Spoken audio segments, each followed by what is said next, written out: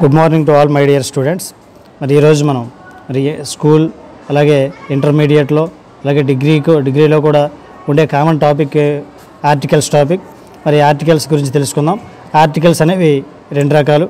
ఒకటి definite article, next indefinite article. ఇక్కడ దాని డెఫినెట్ ఆర్టికల్ అని, ఏ యాన్లను ఇండెఫినెట్ ఆర్టికల్స్ అని అంటారు. అయితే ఈ దా ఆర్టికల్ గురించి తర్వాత చెప్పుకుందాం.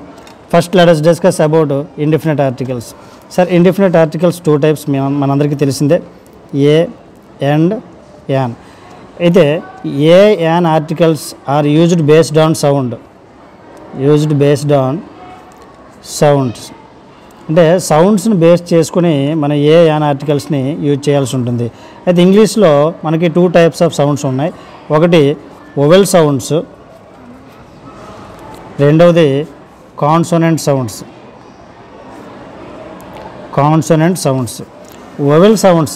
వొవెల్ సౌండ్స్ అంటే ఇవి ఎప్పుడూ కూడా ఒక వర్డ్ని మనం పలికేటప్పుడు, for example orange, next one umbrella, next eagle.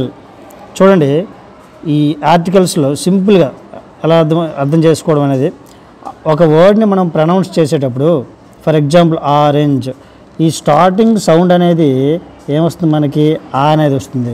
ఇక్కడ కూడా అంబ్రెల్లా స్టార్టింగ్ సౌండ్ ఏమొచ్చింది, ఆ వచ్చింది. నెక్స్ట్ ఈగల్ స్టార్టింగ్ సౌండ్ ఏమొచ్చింది, ఈ వచ్చింది.